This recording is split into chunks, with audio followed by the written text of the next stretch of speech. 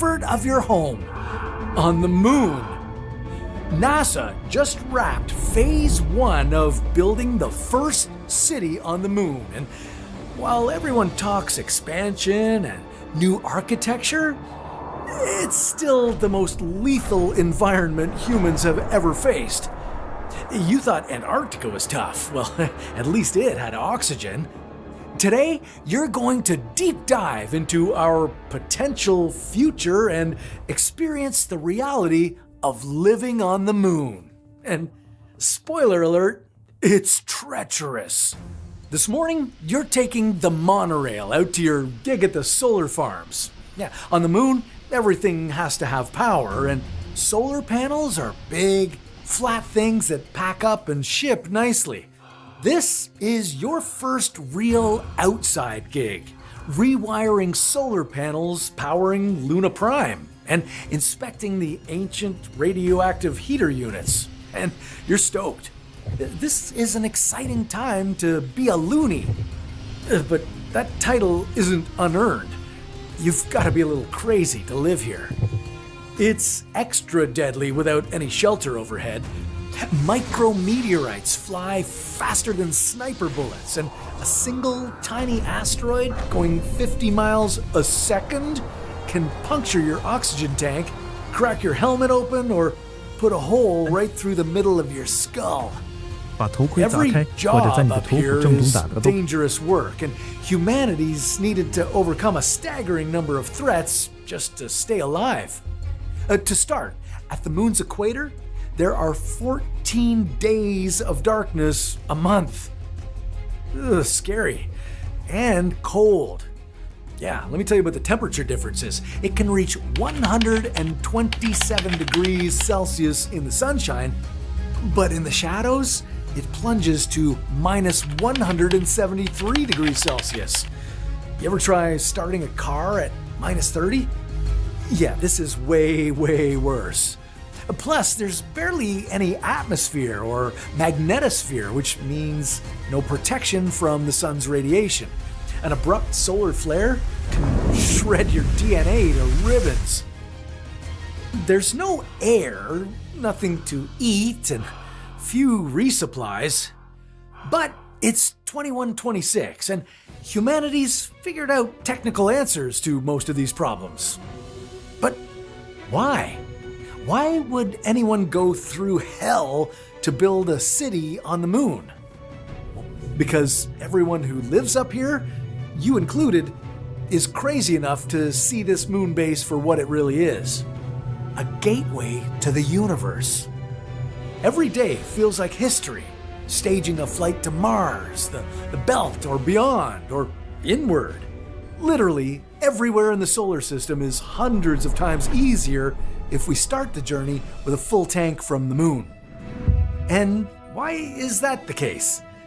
Well, those small steps of Neil Armstrong and Buzz Aldrin are the answer. Low gravity.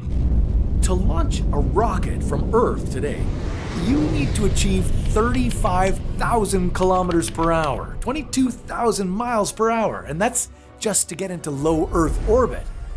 To achieve that speed, 90% of the rocket's weight is fuel. Imagine if you had to fill 9 extra cars worth of fuel Want to share your screen car just on to leave your driveway. But on the moon, you're walking around in 16% Earth's gravity. Any launches you make from the moon are therefore 84% easier. And not only that, but with no atmosphere, new launch technologies can be feasible options. Like a railgun that uses electromagnets to accelerate your payload into orbit. It's been an astonishing feat of engineering just to get to this stage. To survive, the city needs constant power, oxygen, and water. Plus comms and server barns, all encased in buildings that can survive extreme environments and store energy. Luna is not just a city, it's a life support system. And every day, there's always the possibility that the pulse of the city could flatline because one computer glitch sends all the oxygen out the back door. Terrifying. And what about gravity? Well, doesn't living in low gravity hurt the human body over long periods of time? Well, stick around till the end of the video to see the details of how you solve that. So, how does this city actually survive up here? Well, it comes down to one thing: materials, resources. And there's one in particular doing a lot of heavy lifting: graphite. Graphite would be at the heart of this entire system. As the largest mineral component in lithium-ion batteries by weight, graphite plays a critical role in the massive battery systems that store and deliver energy across the city, turning energy into stored life and helping keep the city alive through the 14 straight days of lunar darkness. It helps stabilize power so that nothing suddenly shuts down. But it doesn't stop there. What makes graphite so useful is how it behaves at a fundamental level. More than a mineral, it's a technological enabler, highly conductive, incredibly stable at extreme temperatures, and chemically resilient, which means it can move energy efficiently, manage heat, and keep systems running even in harsh environments. That's why it would show up everywhere. In computing systems and data centers, AI is constantly managing oxygen, heat, and energy use.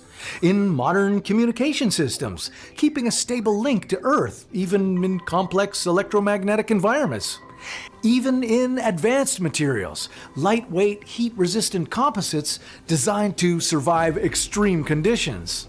Now, it might sound crazy that this one mineral could be the key to so many critical systems, but this is already happening on Earth. One company at the forefront of this graphite revolution is Nouveau Monde Graphite, or NMG. As part of a new generation of mining, they're building a fully integrated North American supply of advanced green graphite materials, extracted and refined using hydropower with a focus on performance materials, low carbon footprint, and reducing resilience on overseas supply chains. It's honestly an exciting time for graphite, and I'm glad we could partner up with a company like NMG to explore this story. Because up until now, it's been seriously undervalued. The majority of people don't realize just how many industries rely on it and how useful it is. But the tides are turning. The Government of Canada has committed to a long-term agreement covering 30,000 tons per annum of graphite from NMG over the next 7 years, alongside other offtake agreements, including Panasonic Energy and Traxys. And NMG is positioned to be the largest graphite producer in the G7. This all just proves that Western governments are really starting to see the value of graphite in helping their goals of building secure, critical mineral supply chains for energy, defense, and advanced manufacturing, all with graphite. Because the challenges we're solving up there aren't that different from what we're facing down here on Earth. Energy demand is exploding. AI and data centers are scaling fast, and the materials behind it all are becoming more critical than ever. Graphite isn't just a raw material. It's engineered, refined, and built into everything from electric vehicles, grid-scale batteries, to advanced construction materials and high-performance manufacturing. In other words, it's helping power the future. If you want to learn more about how Nouveau Monde Graphite is making that happen, well, check out the link in the description. Now, if it works this well on Earth, let's see how it holds up on the moon. So, all NASA's had to figure out in the last century is how to safely duplicate what we have on Earth: air, water, food, heat, shelter, and not going crazy. Going crazy might not seem like a huge risk. You're out here for an adventure after all, but cabin fever is real. In 2011, the Mars 500 project simulated what it would be like for a year-long voyage to the Red Planet, with crew members undergoing realistic conditions. No real-time communication with family, limited entertainment options, and limited living quarters. At first, the trip was pleasant, with participants all enjoying each other's company. The return trip, however, basically had all participants keeping to themselves. A social ghost ship, and that was only after 1 year of a 500-day planned mission. You're up here on the moon permanently. Now, as you wander from solar panels to the original heater units, which are 95 years old at this point, you wonder, how the heck did they go from a crater to a self-sustaining city? Well, it all started back in the 30s, the 2030s, when NASA built its first habitats on the moon, if you could call them that. Now, you've lived in Luna Prime for 10 years now, so you've done all the touristy stuff, including the historical tour. The first living quarters looked like 4 thermoses welded together with bottle caps. Now, of course, the idea of living on the moon started way before that. People have been spinning stories about it since we were munching mammoths around the campfire. Those sci-fi tales from H.G. Wells to Heinlein became reality when Armstrong and Aldrin touched down in 1969. Yeah, they famously walked on the moon, but they also lived on the moon for 21 hours. Sure, it was in a lander with about 8 feet of living space, but the 2 astronauts did report eating and attempting a brief nap. In 1972, after Apollo 17, humans stopped going to the moon for a little while. But in the 2000s and 2010s, a discovery was made that completely switched the narrative. Water. It was discovered in the lunar soil.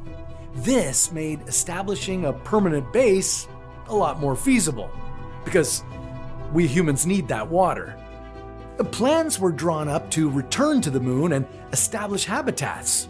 In 2026, the now legendary Artemis 2 mission became the first crewed flight around the moon in 50 years, firing up humanity's imagination for a moon landing in 2028. And by the early 2030s, NASA had people living on the moon, at least part-time. To start, they lived like Buzz and Neil, sleeping in their human landing systems, which don't sound like a nice place to attempt a nap. But eventually, those blow-up thermos-style habitats became reality, creating a semi-permanent crew presence. The habitats were good at deflecting solar radiation, but the process of getting in and out of them is laborious. Suiting up and leaving the habitat takes hours because lunar regolith gets everywhere, in every gasket, every hinge, on every surface, and eventually an air leak leads to decompression. Not good. So maintenance is an essential part of moon life, unless you want to be the first grave on the moon. Within a couple of decades, once the 3D printers and water mining got going, well, humanity started building more permanent structures right out of the lunar regolith. Domes. All the domes. Technology already on Earth today allows lasers to weld the lunar regolith together to create a form of moon concrete. It uses a process similar to powder bed fusion, where it melts the regolith powder into a molten state, which then recrystallizes into structural ceramic. Moon laser habitats, yeah! By the time you arrived, Luna Prime was housing over 1 million people, with better transit than most Earth cities. Now, if you're wondering, how did they do it all at scale? How did they secure air, water, food, heat, and shelter for 1 million plus people, and not get everyone killed? Well, it's a great question, and the only good answer is science. Well, technology and human ingenuity in the face of overwhelming odds. And science. It was fitting that NASA chose to build Luna Prime on the Shackleton de Gerlache Ridge near Shackleton Crater, named after the intrepid explorer. The ridge is located by the moon's south pole. By wisely choosing to build there, they subverted at least 3 of the most challenging problems the moon presents. First, they avoided the lethal 14-day nights that plague the moon's equator. So new loonies didn't have to spend half their lives in deadly cold darkness. At the South Pole, there's always some sunlight available. It's eerie. The sun hangs low in the horizon all the time, casting long shadows everywhere. But it's a worthwhile trade-off. To keep gear warm in those shadows, NASA brought the radioactive heater units you're checking today. Basically, pellets of plutonium in a protective container that kept machines from freezing solid. They're safe-ish, but a breached unit could give you radiation poisoning. It's still freaking plutonium.